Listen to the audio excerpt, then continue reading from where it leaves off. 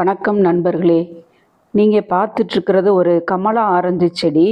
ஒட்டு ரக செடி தான். இந்த செடியை நான் ஒரு கோயில் திருவிழாவில் 100 ரூபான்னு சொன்னாங்கன்னு சொல்லி அந்த ரோட்டோர கடையில் தான் வாங்கினேன். வாங்கிட்டு வந்து கொஞ்ச நாள்லேயே ஒரு நாள் பார்த்தேன், பூ பூத்தது கூட பார்க்கல. ஒரு குட்டி காய் இருந்தது. அது கூட ஒரு ஷார்ட்ஸ் போட்டிருந்தேன். அந்த காய் நான் பிச்சு விட்டுட்டேன். இப்போ அது கிட்டத்தட்ட 2-3 மாதம் ஆச்சு. அதுக்கப்புறம் இப்போ தான் எதேச்சியா பார்க்குறேன், செடியில் ஒரு 10-12 மொட்டுக்கள். முதல்ல 2 நாள் ஒரு வெள்ளை கலரில் பூ பூத்து உதிர்ந்துருச்சு. அதுக்கப்புறம் பார்த்தா நிறைய மொட்டு பிடிச்சிருக்குது. மொட்டு பிடிச்சி நல்லா மலர்ற ஸ்டேஜுக்கு வந்துருச்சு. ஆனால் இந்த ஸ்டேஜில் நம்ம என்ன பண்ணணும்னா, செடி கிட்டத்தட்ட 1 அடி ஹைட்டு தான் இருக்கும். இப்போவுமே பூ பூத்து அதில் காய் காய்க்க விட்டோம்னா நம்ம செடி வளராது. இது பழச்செடின்றதுனால நம்ம சாப்பிடக்கூடியது. அதனால் இதுக்கு எந்த கெமிக்கல் உரமுமே கொடுக்கக்கூடாது. மாட்டுச்சாண உரம் ஒன்லி அது மட்டும்தான் கொடுத்தேன்.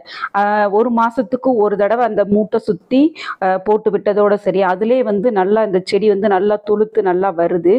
அந்த காய்கள் ஏன் பிடிக்கக்கூடாது அப்படின்னா, காய் பிடிச்சதுன்னா அந்த பூ பூக்கிறதுக்கு பெருசாகிறதுக்கும் அந்த காய் பிடிக்கிறதுக்குமே நாம் கொடுக்கக்கூடிய உரங்களில் இருக்கிற சத்துக்களை பூரா அது எடுத்துரும். செடி வளராது.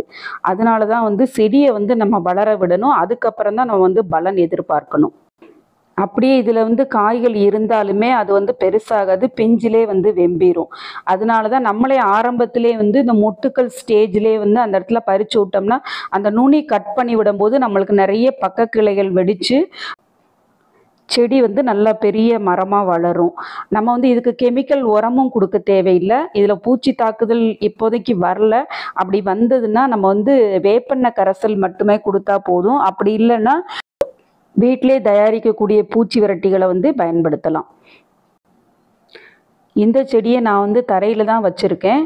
இடம் இல்லாதவங்க 500 லிட்ரு 1000 லிட்ரு அந்த மாதிரி ட்ரம்மு கிடைக்குது இல்லையா, அந்த ட்ரம்களில் வச்சு வளர்க்கலாம். மாடி தோட்டத்தில் வச்சு வளர்க்கலாம்.